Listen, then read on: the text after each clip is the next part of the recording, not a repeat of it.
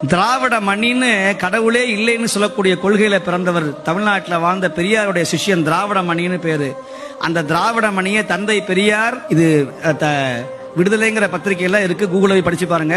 நிறைய பெரியார் படிப்பது உண்டு. அப்போ அந்த பேரு திராவிட மணின்னு பேரு. அந்த ஆள் என்ன பண்றாரு, பெரியார் கேட்கிறார், எப்பா நாளைக்கு ஒரு மீட்டிங் இருக்கு, இந்து கடவுளை பத்தி ரொம்ப இழிவா பேசணும், அதுல சிவபெருமானை பத்தி ரொம்ப கொச்சையா பேசணும், அதற்காக தேவாந்திர படிச்சுக்கோ அப்படின்னு சொல்றாரு. இந்த திராவிட மணி போன ஆளே காணோம். மீட்டிங் வந்துருச்சு, ஆளே காணோம். எங்கடா ஆளே காணோம்னு போனா நல்ல பத்தி படமாக திருநீரை பூசிட்டு திருவாசகத்தை பாடுறாரு. யாரு?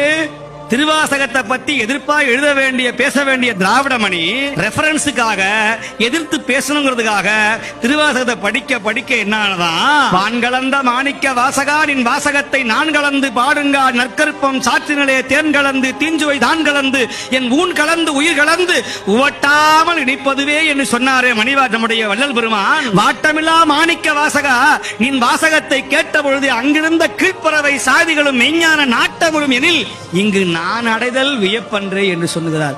பிணம் தின்னக்கூட கழுகு கூட எங்கேயாவது திருவாசகத்தை கேட்டுவிட்டால் நாளை முதல் நான் சைவனாக மாறிவிடுவேன்னு சொல்லுமா?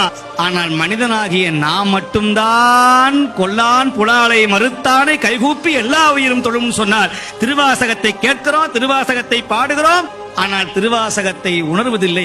சொல்லிய பாட்டி